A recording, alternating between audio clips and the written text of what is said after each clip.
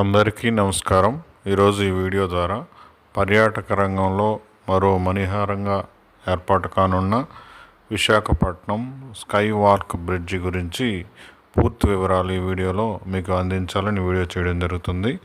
వివరాల్లో గనక మనం వెళ్ళినట్లయితే ఈ స్కై వాక్ గ్లాస్ బ్రిడ్జిని కైలాసగిరి సమీపంలో నిర్మించారు. టైటానిక్ వ్యూ పాయింట్ ద్వారా విశాఖపట్నాన్ని చూడొచ్చు. చాలా అద్భుతంగా ఈ నిర్మాణం అయితే జరిగింది. దీని నిర్మాణానికి ప్రత్యేకంగా జర్మన్ నుంచి ఇంపోర్టెడ్ చేసిన గ్లాస్ని వాడారు. అలాగే ఇది తీసుకున్నట్లయితే బ్రిడ్జ్ విస్తీర్ణం 862 అడుగుల విస్తీర్ణంలో ఉంది.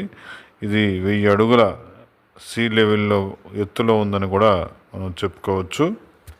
నిర్మాణం అయితే SSM shipping and logistics of Visakhapatnam వారు ఈ పీపీపీ విధానం అంటే పబ్లిక్ ప్రైవేట్ పార్ట్నర్షిప్ విధానంలో దీన్ని నిర్మించారు.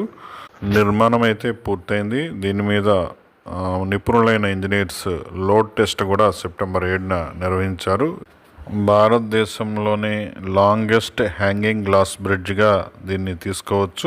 ఈ బ్రిడ్జ్ నిర్మాణంగాను సుమారు 7 కోట్లు ఖర్చు అయింది. నిర్మాణం కనుక తీసుకున్నట్లయితే ప్రతి గ్లాస్ కూడా 40 mm థిక్నెస్ ఉంటుంది. అలాగే 40 tons ఆఫ్ స్టీల్ సపోర్ట్ కూడా దీనికి ఉంటుంది. Stand A load of up to 500 per square meters.